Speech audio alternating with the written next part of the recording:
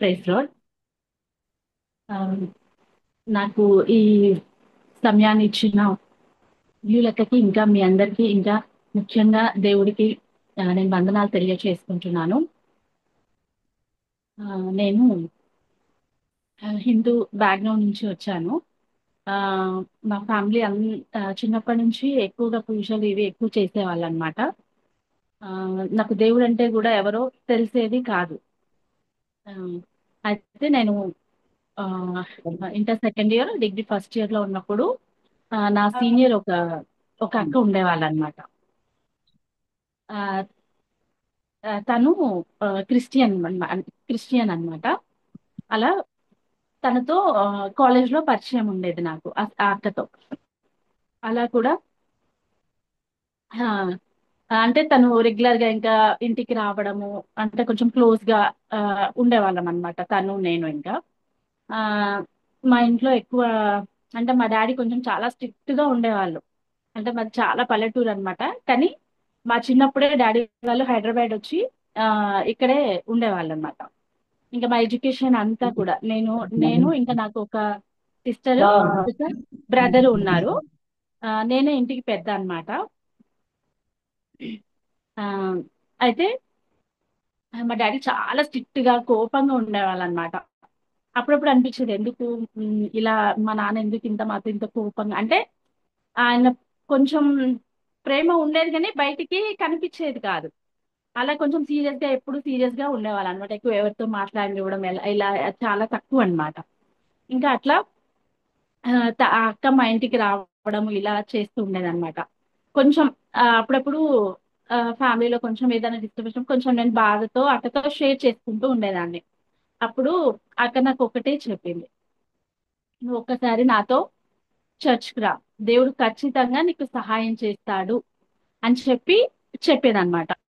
అట్లా విన్నప్పుడు ఆ, అనిపిస్తూ ఉండేది, సరే వెళ్దాం వెళ్దాం అని.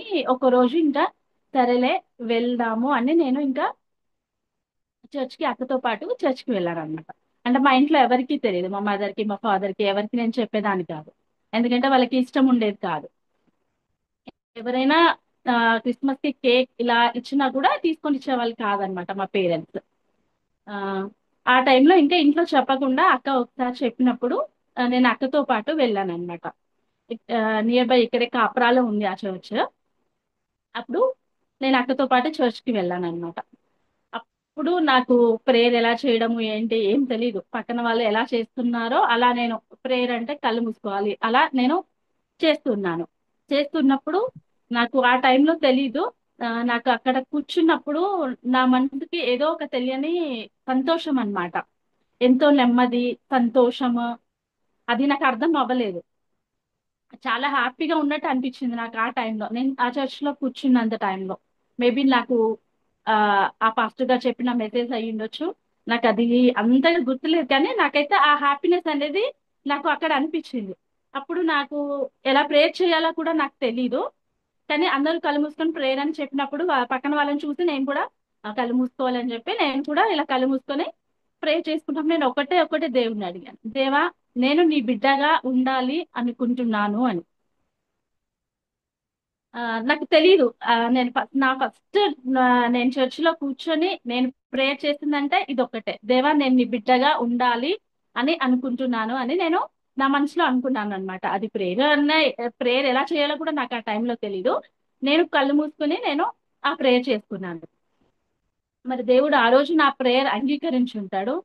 ఆ అలా నేను రెగ్యులర్ గా ఎవ్రీ సండే అక్కతో పాటు వెళ్ళేదాన్ని. మా ఇంట్లో ఎవరికి తెలియదు, ఎందుకంటే తెలిస్తే వెళ్ళనివ్వరు. అయితే ఎవ్రీ సండే కూడా అక్క తను బైబిల్ తీసుకొని మా ఇంటికి వచ్చేది. నేను అక్క వాళ్ళ ఇంటికి వెళ్తున్నాను అని చెప్పి ఇలా వెళ్ళేదాన్ని అనమాట. కరెక్ట్ గా మళ్ళీ చర్చ్ నుంచి అయిపోగానే మళ్ళీ బైబిల్ అక్క తీసుకెళ్లిపోయేది, నన్ను ఇంటి దగ్గర డ్రాప్ చేసి ఆ అక్క వెళ్ళేది. అక్క పేరు వరలక్ష్మి. నేను ఇవాళ రక్షణలోకి నడిపించబడ్డానంటే ఆ, తన ద్వారానే. అలా నేను ఆ రోజు చేసుకున్న ప్రార్థన, దేవా నేను నీ బిడ్డగా ఉండాలి అనుకుంటున్నాను అని. కానీ దేవుడు మరి నా జీవితంలో అనుకోని రీతిగా ఆ నేను దేవుడి కుటుంబానికే నేను ఆ కోడల్ని అయ్యాను అనమాట. అది నేను నెక్స్ట్ ఎప్పుడైనా చెప్తాను. మరి దేవుడు అనుకోని రీతిగా ఏదేమైనప్పటికీ నా జీవితంలో నా నా ఫస్ట్ ప్రార్థన దేవుడు ఆలకించాడు. నేను ఆ, దేవుడి మా హస్బెండ్ పేరు రామ్ ప్రసాద్, తనది క్రిస్టియన్ ఫ్యామిలీ. నేను తనని మ్యారేజ్ చేసుకున్నాను. మరి ఏదేమైనప్పటికీ దేవుడి చిత్తం అని నేను నమ్ముతున్నాను.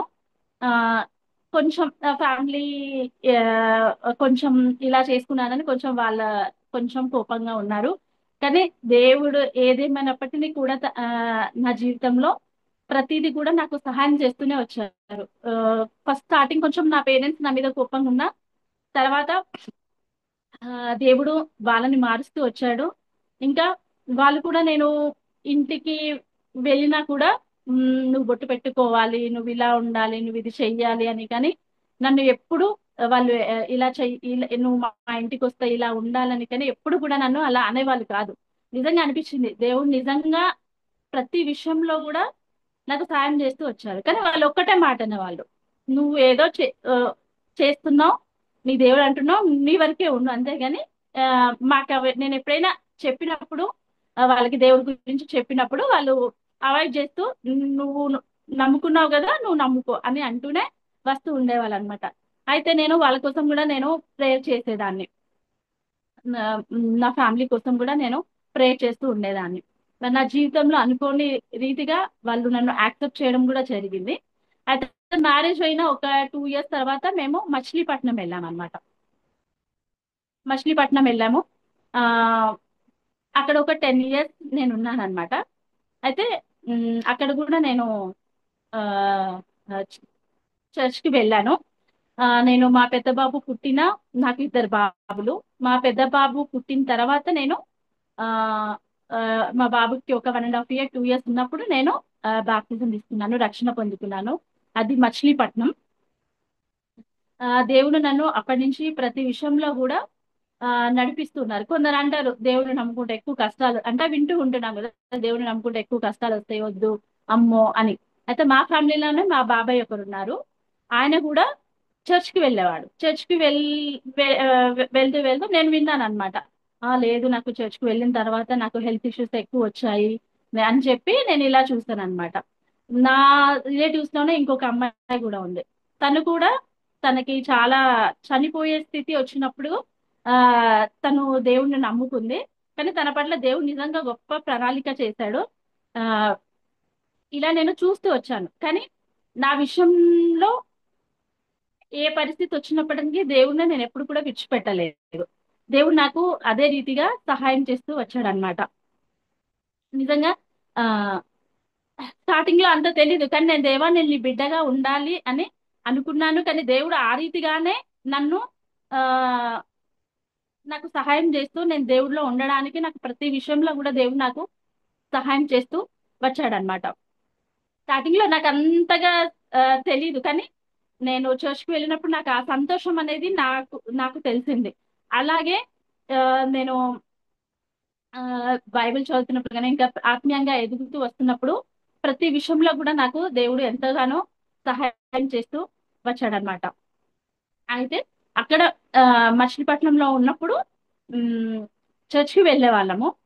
బట్ కానీ ఆ, అంటే అక్కడ ఎలా ఉండేవాళ్ళు అంటే ఒక కాలు అటు ఒక కాలు ఇటు ఉండేవాళ్ళు అనమాట. అంటే ఆ క్రిస్టియన్స్ గానే ఉండేవాళ్ళు. ఇంకా అంటే ఆ విలేజ్ లో ఇంకా పాత పద్ధతులు అట్లా పాటిస్తూ ఉండేవాళ్ళు అనమాట.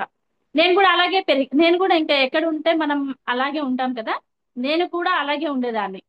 కానీ ఆ, నేను బొట్టు మాత్రం నేను ఇక్కడికి వచ్చిన తర్వాత బొట్టు మాత్రం తీసేశాను. మా పేరెంట్స్ కూడా నన్ను ఎప్పుడు కూడా నువ్వు బొట్టు పెట్టుకోవాలి అని మాత్రం ఎప్పుడు చెప్పలేదు. ఎందుకంటే అది నాకు ఒకరెవరో తీసేయమని నాకు చెప్పలేదు, నా అంతటా నేను తీసేశాను. అదేదో అంటే ఉమ్, బొట్టు పెట్టుకుంటేనే ఆ, దేవుడికి రావాలి లేదు అని కాదు. కానీ అది నాకు ఆత్మీయంగా నాకు దేవుడితో మాట్లాడుతూ వచ్చినప్పుడు నేను ఇంకా అది పెట్టుకోవడమే మానేశాను. నేను పూర్తిగా మానేశాను అనమాట. అయితే ఇంకా అలా నేను అక్కడ మచిలీపట్నంలో ఉన్నప్పుడు అక్కడ కూడా వెళ్తూ ఉండేదాన్ని. వాళ్ళని చూసినప్పుడు వాళ్ళు అంటే పూర్తిగా ఇటు కాదు, పూర్తిగా అటు కాదు, కొన్ని కొన్ని అటు ఆచరిస్తూ అలా ఉండేవాళ్ళు అనమాట. అలా ఉన్నప్పుడు మనకి స్టార్టింగ్ లో తెలియదు కదా, అలా నేను ఎదుగుతూ ఎదుగుతూ నేను వాళ్ళతో పాటు చూస్తూ ఉండేదాన్ని అనమాట. అలా ఆ నా దేవుళ్ళో నేను అలా ఎదుగుతూ వచ్చాను. అంటే పూర్తిగా నేను ఆ, రక్షణ పొందాను, కానీ అంత ఆత్మీయంగా అయితే నేను ఆ తెలుసుకోలేదన్నమాట. అయితే దేవుడు ఇంకా నా ఫ్యామిలీలో నా నాకు ఇద్దరు బాబులు, ఇద్దరు పిల్లలు పుట్టిన తర్వాత ఇంకా అందరినీ చూస్తూ వచ్చాను. ఫ్యామిలీ ప్రాబ్లమ్స్ వస్తాయి దేవుని నమ్ముకుంటే. ఆ ఆ చాలా మంది ఇప్పుడు నా రిలేటివ్స్ లోనే మా బాబాయ్ ఇలా మళ్ళీ వదిలేసి వెళ్ళిపోవడం జరిగింది. సో అలా నేను అనుకునేదాన్ని. నాకు నేను అందరినీ వదిలేసి నేను మా అత్తయ్య వాళ్ళు హైదరాబాద్ లోనే ఉండేవాళ్ళు, మా అమ్మ వాళ్ళు మహబూబ్ నగర్ లో ఉండేవాళ్ళు. మా నేటివ్ వచ్చేసి మహబూబ్ నగర్. అంటే నా మ్యారేజ్ తర్వాత మేము చిన్నప్పటి నుంచి హైదరాబాద్ లోనే పెరిగాము. నా మ్యారేజ్ తర్వాత అమ్మ వాళ్ళు మహబూబ్ నగర్ వెళ్ళిపోయారు. ఇంకా మామయ్య రైల్వే జాబ్ కాబట్టి వాళ్ళు హైదరాబాద్ లో ఉన్నాం. ఓన్లీ నేను, మా హస్బెండ్, మా పిల్లలు మాత్రమే మేము మచిలీపట్నంలో ఉన్నాం. నాకు అప్పుడప్పుడు అనిపించేది, ఎందుకు అందరినీ వదిలేసి ఇక్కడ ఉంటున్నాను అని నాకు కొంచెం బాధ ఎక్కువ అనిపించేది.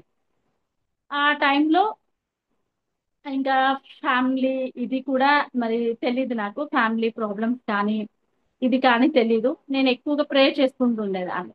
ప్రే చేస్తూ ఉంటున్నప్పుడు ఆ మేబీ కొందరు ఎలా అంటే ఫ్యామిలీలోనే ఉంటారు, అంటే జాబ్ ఉన్న వాళ్ళని ఒకలాగా చూస్తారు, జాబ్ లేని వాళ్ళని ఒకలాగా చూస్తారు. అలాంటి సిచ్యువేషన్స్ నేను నా లైఫ్ లో చాలా ఫేస్ చేశాను. నాకు అప్పుడు ఒక విపరీతమైన బాధ అన్నమాట అనిపించింది. నేను దేవుని ఒకటే అడిగాను, దేవా, నేను నీ బిడ్డగా ఉండాలనుకున్నాను, నేను అందరినీ వదిలేసి నేను ఈ ప్లేస్కి వచ్చి ఉంటున్నాను, నాకు ఇక్కడ ఎవ్వరు లేరు నువ్వు తప్ప, అయినా ఎందుకు నా పరిస్థితి ఇలా ఉంది అని చెప్పి నేను దేవుడి దగ్గర ఏడుస్తూ ఉండేదాన్ని. ఏడుస్తున్నప్పుడు నేను మా హస్బెండ్ ని నేను అడిగేదాన్ని, మనం కూడా వెళ్ళిపోదాం హైదరాబాద్, ఇక్కడ వద్దు మనం కూడా వెళ్ళిపోదాము అని. కానీ తెలీదు, అనుకోని రీతిగా ఆయన ఎప్పుడు యాక్సెప్ట్ చేయలే. ఒక 10 years వరకు మేము అక్కడే ఉన్నాము. ఎప్పుడు కూడా నా మాట వినేవాడు కాదు. అయితే అప్పుడు ఒక 10 years తర్వాత మా పిల్లలు ఫోర్త్, పెద్ద బాబు ఫోర్త్, చిన్న బాబు సెకండ్ క్లాస్. ఆ టైంలో నేను ఎక్కువ ఫాస్టింగ్స్ ఉండే నేను ప్రే చేసేదాన్ని. నాకు అక్కడ ఫాస్టింగ్ ప్రేయర్ బాగా ఎక్కువ, రెగ్యులర్ గా నేను చర్చ్కి వెళ్ళేదాన్ని, ఫాస్టింగ్ ప్రేయర్స్ చేసేదాన్ని. చేసినప్పుడు ఆ, నాకు దేవుడు ఒక కళ ద్వారా చూపించాడు అనమాట. నేను వెళ్ళి మళ్ళీ ఏ ప్లేస్ లో, నేను ఫస్ట్ ఏ చర్చ్ కి వెళ్ళానో నేను వెళ్ళి అక్కడ ఆ ప్లేస్ లో ఉన్నట్టు దేవుడు నాకు చూపించాడు. కానీ నేను అప్పుడు అనుకోలేదు, నమ్మలేదు. ఆ, ఎందుకు ఇలా వచ్చింది, నాకు ఎందుకు ఇలా వచ్చింది అని చెప్పి నేను అనుకున్నాను అనమాట. అనుకున్నప్పుడు ఆ, ఆ, ఒక 6 months, మేబీ 7 months అనుకుంటా. ఆ తర్వాత ఆ, మా హస్బెండ్ నేను ఏదో ఒకటి చెయ్యాలి ఇక్కడ ఉండి, నేను అంటే జాబ్ లేదు, ఏదో నార్మల్ గా చిన్న చిన్న పనులు చేసుకునే వాళ్ళు అనమాట. అది ఓన్ వాళ్ళ సొంత బాబాయ్ దగ్గర చేసేవాళ్ళు. ఆ అయితే గ్రోత్ లేదు, ఆ ఇక్కడ ఎన్ని రోజులున్నా ఇంతే అని చెప్పి. కానీ ఇంకా ఒకటి ఏంటంటే అక్కడ సొంత ఇల్లు కట్టుకున్నాము, అన్నీ ఉన్నాయి, కానీ ఆ ఆ హ్యాపీనెస్ అనేది లేదు మాకు అక్కడ. నా పిల్లల ఫ్యూచర్ ఏంటి అనేది ఒక బాగా ఇది అన్నమాట. నాకు అప్పుడు అనిపించింది, దేవా, నేను అందరిని వదిలేసి నేను నిన్ను నమ్ముకున్నాను, నాకు ఎందుకు ఈ సిచ్యువేషన్ అని చెప్పి నేను బాగా ప్రే చేసుకుంటూ బాగా ఉన్నప్పుడు మరి దేవుడు, మా హస్బెండ్ నేను 10 years చెప్పినా కూడా ఎప్పుడు వినలేదు. కానీ దేవుడు అనుకోని రీతిగా ఆయనలోనే మార్పు తీసుకొచ్చాడు. నేను ఎలాగైనా నేను ఏదో ఒకటి చేయాలి, నేను ఇక్కడ నుంచి వెళ్ళిపోవాలి, నా పిల్లల ఫ్యూచర్ ఏంటి అని ఆయన ఆలోచించారనమాట. అప్పుడు నేను ఏదో ఒకటి ట్రై చేయాలి అని చెప్పి ఆయన సింగపూర్ లో F&B ట్రైనింగ్ చేయాలని చెప్పి అనుకున్నారనమాట. ఆ టైంలో మా దగ్గర, నేను నిజంగా చెప్తున్నాను, మా దగ్గర అప్పటికే ఆయన ఆ జాబ్ మానేసి కూడా ఒక 2 months అయిపోయింది. మేము ట్రై చేస్తున్నాము. ట్రై చేస్తున్నప్పుడు ఆ, మాకు ఇంట్లోకి ఎలా గడిచిందో కూడా నాకు తెలీదు. ఆ ఆ 2 months ఏం చెయ్యాలి ఏంటి, అయితే ఉన్నది మానేసాము, ఇలా వెళ్దాం అనుకుంటున్నామని అందరికీ తెలిసిపోయింది. మా సిచ్యువేషన్ ఏంటి అని చెప్పి ఇంకా తను, నేను, మా హస్బెండ్, నేను ఇద్దరం కూడా ఎక్కువ ప్రే చేస్తూ గడిపేవాళ్ళం అనమాట. అట్లా ప్రే చేస్తూ గడిపినప్పుడు దేవుడు అనుకోని రీతిగా మాకు సహాయం చేస్తూ వచ్చారు. లోన్ శాంక్షన్ విషయంలో కానీ మా దగ్గర అయితే అప్పటికి ఒక్క రూపాయి కూడా లేదు. నా ఫ్యామిలీకి కూడా అమౌంట్ ఉంటేనే నేను నా ఫ్యామిలీని గడుపుకోవాలి, లేకపోతే లేదు అనే సిచ్యువేషన్స్ లో మేము ఉన్నాం. ఎందుకంటే ఉన్న జాబ్ కూడా మానేసి సర్చింగ్ స్టార్ట్ చేశాను మా హస్బెండ్. ఆ టైంలో మరి అనుకోని రీతిగా ఆ దేవుడు ఆ మేము అడగలేదు, మా నోటితో మేము అడగలేదు మాకు లేదు ఏది, కాకపోతే లోన్ శాంక్షన్ చేయాలి, ఎవరిదో ఒక షూరిటీ కావాలి, ఏం చేయాలన్నప్పుడు నాకు షూరిటీ కింద ఆ, మా రిలేటివ్స్, మా హస్బెండ్ వాళ్ళ బ్రదర్ తను సహాయం చేశారనమాట. మేము నోరు తెరిచి ఎవరిని అడగలేదు, కానీ దేవుడు అనుకోని రీతిగా తన ద్వారా మాకు ఆ షూరిటీ అనేది దొరికిందనమాట. అయితే ఆ 1 ఇయర్ తను సింగపూర్ వెళ్ళడం జరిగింది. నేను ఆ 1 ఇయర్ తర్వాత ఇంకా నేను పిల్లలు ఇద్దరమే కాబట్టి అక్కడ ఆ, ఉండలేక మా ఫాదర్ ఇలా మమ్మల్ని ఇంకా హైదరాబాద్ వచ్చేయండి, ఇక్కడే ఉండండి మాతో పాటు అని చెప్పారనమాట. సరే అని చెప్పి ఇంకా హైదరాబాద్ వచ్చామన్నమాట. మా హస్బెండ్ 1 ఇయర్ సింగపూర్ లో ఉన్నారు. హైదరాబాద్ వచ్చిన తర్వాత నేను ఇక్కడ ఆ అత్తమ్మ వాళ్ళు వెళ్ళే చర్చి హోరెక్ చర్చ్కి నేను వెళ్ళాను అనమాట. హోరెక్ చర్చ్కి వెళ్ళాను. ఇంకా ఆ ఇక్కడికి వచ్చిన తర్వాత నేను ఇంకా కొంచెం ఆత్మీయంగా ఎక్కువ బలపడుతూ వచ్చాను అనమాట దేవుళ్ళో. ఆ, అలా ఆత్మీయంగా ఎక్కువ ఎదుగుతూ వచ్చాను. ఆ, కానీ ఆ, అప్పుడప్పుడు ఏంటంటే ఆ, ఆ, చిన్నగా ఇంట్లో ఏదైనా జరిగినా ఏదైనా అయినా కూడా ఆ, మా హస్బెండ్ తో ఏదైనా చిన్న గొడవ అయినా కూడా నేను ఏం చేశానంటే ఫస్ట్ నేను చర్చ్కి వెళ్ళడం మానేసేదాన్ని. అంతే, నాకు అంత ఆత్మీయంగా నేను ఇంకా స్థిరపడలేదు. ఆ టైంలో తెలీదు. ఆ, నేను ఇక్కడికి వచ్చిన తర్వాత కూడా ఒక చిన్న జాబ్ చేశాను. ఆ ఆ టైంలో ఒక రోజు ఫ్యామిలీ ప్రాబ్లమ్స్ ఇట్లా ఏదో ఒకటి ఉండి నేను ఆ బాధతో ఏడ్చుకుంటూ ఆటోలో వెళ్తున్నప్పుడు మరి దేవుడు నాతో ఒక సిస్టర్ ద్వారా మాట్లాడిచ్చారు. ఏమని మాట్లాడిచ్చారంటే, ఆ సిస్టర్ కూడా నా స్ట్రైట్ ఆపోజిట్ లో కూర్చున్నాం మా ఆటోలో, షేరింగ్ ఆటోలో. ఆ సిస్టర్ కూడా ఏడుస్తుంది. నేను అనుకున్నాను అప్పుడు నా మనసులో, దేవా నా ఒక్కదానికే ప్రాబ్లం అనుకున్నాను, కానీ చాలా మందికి ప్రాబ్లమ్స్ ఉన్నాయి అని అనుకున్నాను అనమాట. అనుకున్నప్పుడు ఆ సిస్టర్ నాతో ఒకటే ఒక మాట మాట్లాడింది. మనము మనుషులని ఎక్కువగా ప్రేమిస్తున్నాం కాబట్టి ఈ బాధ, మనము మనుషులకి ప్రిఫరెన్స్ ఇవ్వకూడదు మన లైఫ్ లో. మనము ఫస్ట్ ప్రిఫరెన్స్ దేవుడికి ఇవ్వాలి.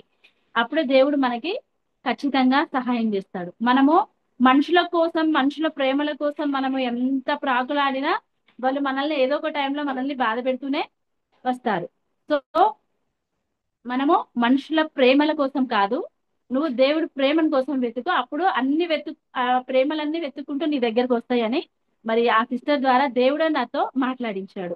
ఎందుకంటే నేను ఎవ్రీ టైం ఏదో ఒకటి వచ్చినా కూడా నేను ఏంటంటే ఫస్ట్ అలిగి నేను సండే చర్చ ఎగ్గొట్టేసేదాన్ని. అది మరి దేవుడి దృష్టిలో తప్పే. అలా నేను పూర్తిగా ఆత్మీయంగా ఎదగలేకపోయినా దేవుడు ఎవరితో ఒక ద్వారా దేవుడు నాతో మాట్లాడి నన్ను బలపరుస్తూ మరి ఆత్మీయంగా నన్ను దేవుడు ఆత్మీయ ఎదుగుదల విషయంలో దేవుడు ఎంతగానో సహాయం చేస్తూ వచ్చాడనమాట. సో అప్పటి నుంచి నేను ఆ సిస్టర్ చెప్పినప్పటి నుంచి ఎక్కువగా నేను ఆ ఎవరు ఏదన్నా కూడా నేను ఫస్ట్ చేసేదాన్ని ఫస్ట్. నాకు అంత ఇది, కానీ ఆ సిస్టర్ దేవుడు నాతో ఎప్పుడైతే మాట్లాడాడు, నిజమే దేవా నేను ఇలా చేస్తున్నానేమో అందుకే నాకు ఇలా ఉంటుంది, నిజంగా నువ్వు చూపించినంత ప్రేమ, నువ్వు నా కోసం ఆ నీ ప్రాణం పెట్టినంతగా ప్రేమ ఈ లోకంలో ఎవ్వరు చూపించలేరు. నువ్వు నన్ను నీ బిడ్డగా చేసుకున్నావు. నేను ఇలా చేయడం కరెక్ట్ కాదని ఇంకా అప్పటి నుంచి నేను ఏంటంటే ఏది వచ్చినా కూడా నేను ఫస్ట్ దేవుడే నా ఫస్ట్ ప్రియారిటీ, దేవుడే ఫస్ట్ నాకు అని చెప్పి నేను అప్పటి నుంచి మెల్లిమెల్లిగా నేను ఆత్మీయంగా ఎదుగుతూ వస్తూ ఉన్నానన్నమాట. అలాగే నాకు ఇక్కడ హోరేబ్ సండే స్కూల్లో సండే స్కూల్ హోరేబ్ మినిస్ట్రీలో సండే స్కూల్ టీచర్ గా కూడా మరి దేవుడు నన్ను వాడుకుంటూ వచ్చారనమాట. కానీ స్టార్టింగ్ లో నేను అనుకునేదాన్ని నాకు ఏ అర్హత లేదు, నేను ఎలా తీసుకోగలను అని నేను అనుకుంటూ ఉన్నప్పుడు మరి దేవుడు నన్ను ఆ ఆయన జ్ఞానం ఇచ్చి నన్ను వాడుకుంటూ వచ్చారనమాట. మధ్య మధ్యలో నాకు అనిపిస్తుంది, అబ్బా నేను ప్రిపేర్ అవ్వాలి, టైంకి వెళ్ళాలి, ఇలా నాకు అనిపించినప్పుడు దేవుడు లేదు, ఫస్ట్ మనం దేవుడు పని చేయాలి, అని చెప్పేసి దేవుడు నాకు ఇచ్చిన ప్రతి విషయంలో కూడా ఇచ్చిన విషయంలో కూడా నేను అప్పుడప్పుడు ఆ, వెనుకడుగు నా మనసులో అనిపిస్తుంది, నేను ఎందుకు చేయాలి ఇది, నేను ఎందుకు చేయాలి ఇది. కానీ దేవుడు నా నాకు సహాయం చేస్తూ ప్రతి విషయంలో కూడా దేవుడు నన్ను నడిపిస్తూ వచ్చాడనమాట. అలాగే ఆ, ఆ, 1 ఇయర్ తర్వాత మా హస్బెండ్ సింగపూర్ నుంచి వచ్చిన తర్వాత కోవిడ్ లో కూడా మాకు కోవిడ్ లో కూడా జాబ్ లేదనమాట. ప్రతి విషయంలో కూడా దేవుడు మాకు సహాయం చేస్తూ వచ్చాడు. ఆ ఈ రీతిగా ఉన్న ఈ రోజు మేము ఆ ఉన్నాము అని అంటే ఒక జాబ్స్ లేని సిచ్యువేషన్స్ నుండి ఆ దేవుడు ఆ మరి మా బిడ్డల్ని పోషించుకోవడానికి చక్కగా దేవుడు మాకు మంచి జాబ్స్ ఇచ్చాడు. ఆ మంచి చర్చ్ ఇచ్చాడు. ఇంకా ప్రతి విషయంలో కూడా దేవుడు సహాయం చేస్తూ వచ్చాడనమాట. అయితే దేవుడు ప్రతిసారి కూడా నాకు ఏది వచ్చినా కూడా దాన్ని తప్పిస్తూ నాకు సహాయం చేస్తూనే వచ్చాడు. ఇంకా నా జీవితంలో ఇంకొకటి ఏంటంటే, పిల్లలు పెద్దగా అవుతున్నప్పుడు మా బాబు 1.5 ఇయర్ బ్యాక్, ఇది ఒక గొప్ప ఇది అనమాట నా జీవితంలో. 1.5 ఇయర్ బ్యాక్ మా బాబుకి కరెంట్ షాక్ కొట్టింది. అప్పుడు తను ఎయిత్ క్లాస్. తను కరెంట్ షాక్ కొట్టినప్పుడు తను స్పృహలో లేడనమాట. ఒక హాఫ్ 1 అవర్ మేము ఇద్దరం జాబ్స్ లో ఉన్నాము. మా మామయ్య గారు వాళ్ళ ఇంటి దగ్గర ఉన్నాడు. అనుకోని రీతిగా షాక్ కొట్టింది అనమాట. అది క్రికెట్ ఆడుతూ ఆడుతూ బాల్ తీసుకోవడానికని వెళ్ళాడు. అది అపార్ట్మెంట్ అంటే హై వోల్టేజ్ ఉంటది. ఆ అది మేము ఎక్స్పెక్ట్ చేయలేదు. ఆయన కూడా ఏదో ఆడుతూ ఆడుతూ వెళ్ళిపోయాడు అంతే. అది మరి దేవుడు మా జీవితాల్లో ఎందుకు జరిగించాడో తెలీదు. ఉమ్, ఆ టైంలో మా మామయ్య గారు ఫోన్ చేశారు. ఫోన్ చేసి బాబుకి ఇలా అయింది అని, ఎప్పుడు ఏడ్చేవాళ్ళు కాదు. కానీ ఆ రోజు ఆయన ఆ ఏడ్చి నాకు ఫోన్ చేశారు. మా హస్బెండ్ కూడా ఫోన్ చేశారు. నువ్వు అర్జెంటుగా ఇంటికి రా అన్నారు. ఎప్పుడు మా హస్బెండ్ ఎందుకు నాకు ఎప్పుడు ఇలా ఫోన్ చేయరు అని చెప్పి ఆ అడిగినా చెప్పట్లేదు. వీళ్ళకి మా ఫాదర్ ఇల్లది కూడా మిస్డ్ కాల్ అది. సరే అని ఆయన కాల్ చేస్తే ఆయన ఏడ్చేస్తున్నాడు. ఎందుకు ఏడుస్తున్నారు అంటే ఉమ్, మా నానికి ఇలా అయ్యింది అనేసరికి ఇంకా నాకు, అంటే ఏమైందో తెలీదు, ఇలా అయ్యింది అనేసరికి నాకు ఇంకా ఏడ్చేసరికి భయం ఎక్కువ వేసింది. ఎక్కువ వేసి ఇంకా నేను ఫాస్ట్ గా బండి డ్రైవ్ చేసుకుంటూ, మరి దేవుడు నన్ను ఆ రోజు ఎలా ఇంటికి తీసుకొచ్చాడో తెలీదు, కానీ నేను ఏడ్చుకుంటూ నేను ఇంటికి వచ్చేసాను అనమాట. ఫస్ట్ ఇంటికి వచ్చేసరికి, దేవా ఏమైందో తెలియదు కానీ నా బిడ్డ నువ్వు బ్రతికించు అని నేను ఏడ్చుకుంటూ ఇంటికి వచ్చానమాట. ఇంటికి వచ్చినప్పుడు మా బాబుని ఇంకా ఫస్ట్ ఇక్కడ నాచారంలో ఉన్న ప్రసాద్ హాస్పిటల్ తీసుకెళ్లారు. అక్కడి నుంచి మళ్ళీ యశోదాకి షిఫ్ట్ చేస్తారు. ఇదంతా నేను వచ్చేసరికి యశోదాకి తీసుకెళ్లారు. నేను ఇంటికి వచ్చి బండి పెట్టేసి ఇంకా యశోదలో ఉన్నానంటే ఆ యశోద హాస్పిటల్కి వెళ్ళాను. అయితే ఇంకా మా ఫాదర్ ఇలా నన్ను లోపలికి రానివ్వట్లేదు, చూడనివ్వట్లేదు. చూస్తే నేను ఎక్కడ బాధపడతానేమోనని లోపలికి రానివ్వట్లేదు. కానీ ఆ, ఇంకా కూర్చొని ఏడ్చేసాను. అంటే ఏమైందో తెలియదు. ఇంకా ఆ టెన్షన్ లో ఇంకా నేను, లేదు నేను వెళ్ళానని చెప్పి ఇంకా నేను లోపలికి వెళ్ళిపోయాను. ఇంకా లోపలికి వెళ్ళిపోయిన తర్వాత ఆ ఫేస్ ఇది అంటే ఒక డాక్టర్స్ అన్నారు ఒక 30% వరకు బర్న్ అయిందని చెప్పారు. ఆ నెక్స్ట్ డేకి ఫేస్ కూడా చూడలేని పరిస్థితి. నేను మొత్తం ఫేస్, చెస్ట్ ఆయన వరకు మొత్తం ఇదైంది. ఇంకా మళ్ళీ లెగ్స్ ఓన్లీ ఫ్రంట్ పార్ట్ మాత్రమే. నెక్స్ట్ డేకి మొత్తం మొహం అంతా కూడా చాలా నల్లగా అయిపోయింది అనమాట. ఇంకా దేవుడు మరి ఆ సిచ్యువేషన్ ఎందుకు ఇచ్చాడో తెలియదు కానీ నేను దేవుని ఒకటే అడిగాను, దేవా ఎందుకు నా జీవితంలో నాకే ఎందుకు శోధనలు వస్తున్నాయి. ఒక 3 ఇయర్స్ బ్యాక్ మా మదర్ చనిపోయారు.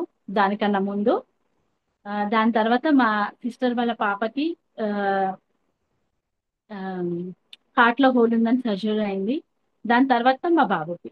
అంటే నాకు ఒక ఎవ్రీ 1.5 ఇయర్ కి ఏదో ఒకటి నాకు ప్రాబ్లం వస్తూనే ఉందన్నమాట. కానీ దేవుడు ప్రతి విషయంలో ఇంకా మా మదర్ అంటే మదర్ కూడా నార్మల్ గా అయితే ఆమె నమ్ముకున్నారు దేవుణ్ణి, బాప్తిజం తీసుకున్నాం. కానీ ఆమె మనసులో కొంచెం నా ద్వారా ఆమె కూడా దేవుణ్ణి నమ్ముకుంది అనమాట. ఆమెకు బాలేని టైంలో ఒకసారైనా నీ మనసులో తలుచుకో, దేవుడు ఖచ్చితంగా నీకు సహాయం చేస్తాడు అన్నప్పుడు మా మదర్ కూడా నమ్మిందనమాట దేవుణ్ణి. అలాగా మా మదర్ చనిపోయిన 2 ఇయర్స్ 2 ఇయర్స్ కి చెల్లి వాళ్ళ పాపకాలం అయింది. దాని తర్వాత మా బాబుకి అనమాట. అంటే తెలీదు. డాక్టర్స్ 30% 3 డేస్ వరకు మేము ఏం చెప్పలేము అని చెప్పారు. ఆ టైంలో నేను హాస్పిటల్కి వెళ్ళినప్పుడు నన్ను కొంతమంది అన్నారు, నువ్వేదో చేసేసావు, అందుకే నీ కొడుక్కి ఇలా జరిగింది.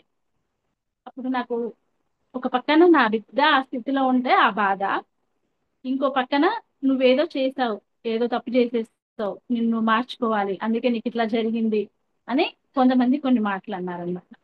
అప్పుడు నాకు నిజంగా చాలా బాధ అనిపించింది. నా కొడుకు ఈ స్థితిలో ఉంటే ఈ టైంలో నన్ను ఇలా అని నేనైనా ఆ టైంలో నేను అవన్నీ పట్టించుకునే స్థితిలో నేను లేను. ఎందుకంటే నేను నా బిడ్డ గురించి నేను ఆలోచిస్తున్నాను. అవన్నీ నేను పట్టించుకునే స్థితిలో నేను లేను. అయినప్పటికీ కూడా మరి 3 డేస్ తర్వాత 30% అయింది కదా, దేవుడు నిజంగా ఫేస్ డ్రాఫ్టింగ్ చేశారు. ఫేస్ డ్రాఫ్టింగ్ చేశారు. దేవుడు నిజంగా వాడికి ఒక 10 డేస్ మేము 9 డేస్ కరెక్ట్ గా December 23rd రోజు జరిగింది. నేను December 23rd ఆ రోజు క్రిస్మస్ కి షాపింగ్ తీసుకెళ్తానని చెప్పాను పిల్లల్ని.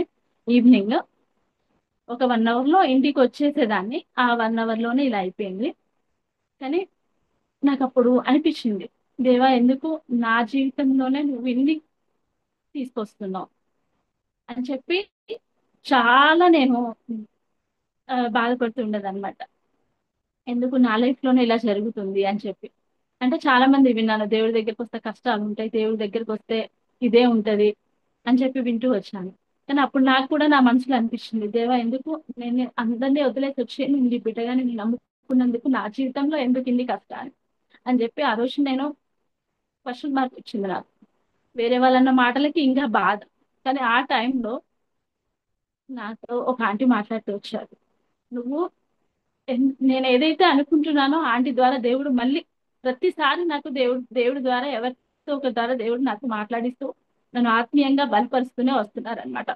ఆ టైంలో ఆంటీ నాతో అంది, నువ్వు నా జీవితంలోనే ఇలా ఎందుకు జరుగుతుందని నువ్వు ఎప్పుడు బాధపడదు. దేవుణ్ణి ఎవరు ఎక్కువగా ప్రేమిస్తారో వాళ్ళ జీవితంలోనే శోధనలు ఎక్కువ వస్తాయి అని చెప్పి ఆంటీ ఆ రోజు నాతో మాట్లాడుతూ వచ్చారు. ఒకవేళ ఆంటీ ఆ రోజు మాట్లాడకపోయింటే కనుక నిజంగానే నేను కూడా వెనకడుగు వేసేదాన్ని. ఎందుకు దేవా నేను నిన్ను నమ్ముకున్నందుకే ఎన్ని శోధనలు ఇన్ని ఉం?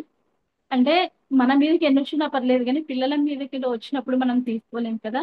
కానీ నాకు అలా వస్తున్నప్పుడు, అలా క్వశ్చన్ మార్క్ వచ్చినప్పుడు దేవుడు ఆంటీతో నాతో మాట్లాడిస్తూ వచ్చాడు.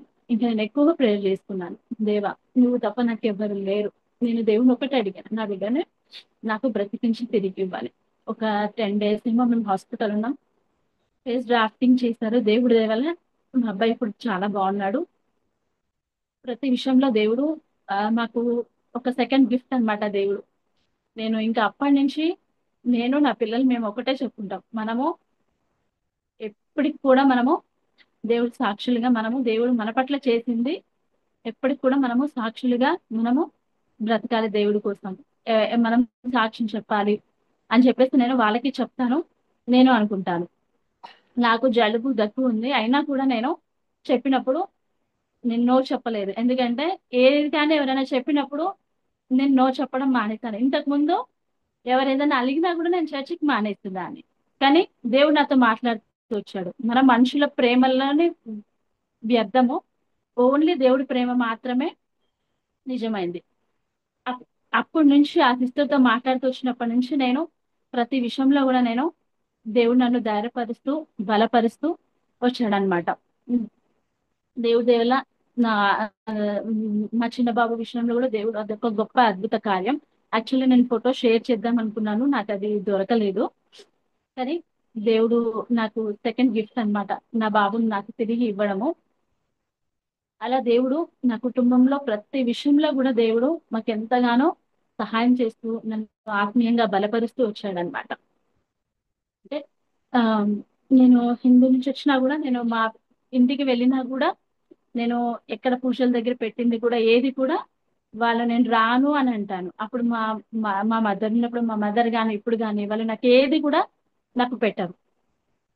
నన్ను చూసి వాళ్ళు కూడా మరి దేవుడిలో నమ్మకం ఉంచాలని నేను వాళ్ళకి చెప్తూ ఉన్నాను. వాళ్ళు కూడా మారాలి అని మరి నేను దేవుడి దగ్గర అయితే ప్రేయర్ చేస్తున్నారు. వింటున్నారు కానీ వాళ్ళు పూర్తిగా దేవుడిలోకి రావట్లేదు. ఇంకా నేను దేవుడిని అడుగుతున్నాను, దేవా నువ్వు నన్ను రక్షించుకున్నావు, నేను ఒకదాన్ని రక్షించబడ్డం కాదు, నా ఫ్యామిలీ, నా బంధువర్గాలు అందరూ కూడా, వాళ్ళు కూడా నీలో రక్షింపబడాలి, నిజమైన దేవుడు నీవనే వాళ్ళు గుర్తెరగాలని చెప్పి నేను వారి కోసం ప్రేయర్ చేస్తూ ఉంటున్నాను అనమాట.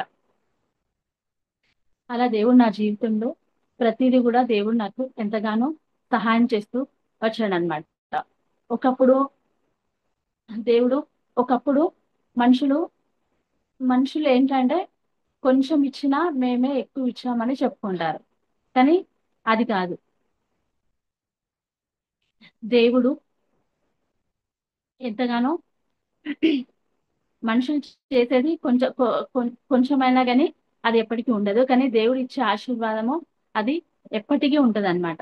నేను అదొకటే నమ్ముతాను. నేను ఎప్పుడు దేవుని అడుగుతాను, దేవా మనుషులు ఇచ్చేది కాదు, నువ్వు ఇచ్చే ఆశీర్వాదం, నువ్వు ఇచ్చే బ్లెస్సింగ్స్ ఇదే నాకు ఉండాలని నేను దేవుళ్ళు ఎప్పుడు అలాగే ప్రేయర్ చేస్తూ వచ్చాను.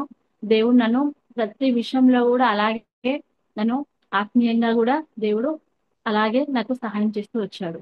ఏ అర్హత లేని దాన్ని నిజంగా ఒకప్పుడు కొంతమంది నన్ను చూసి నవ్వేవాళ్ళు అనమాట. ఈమెకి ఏం తెలుసు, ఇదో పిచ్చి దానిలాగా ఉంటది అని చెప్పి నన్ను చూసి చాలా మంది నవ్వేవాళ్ళు అనమాట. కానీ దేవుడు ఎప్పుడు ఎలాంటి వాళ్ళని ఎన్నుకుంటాడంటే పనికిరాని వాళ్ళనే దేవుడు ఎన్నుకుంటాడు అనమాట. నిజంగా మరి నా జీవితంలో కూడా నేను ఇలా ఉంటాను ఇలా అని కాదు. కానీ దేవుడు నన్ను ఒక సండే స్కూల్ టీచర్ గా వాడుకుంటూ వచ్చాడు.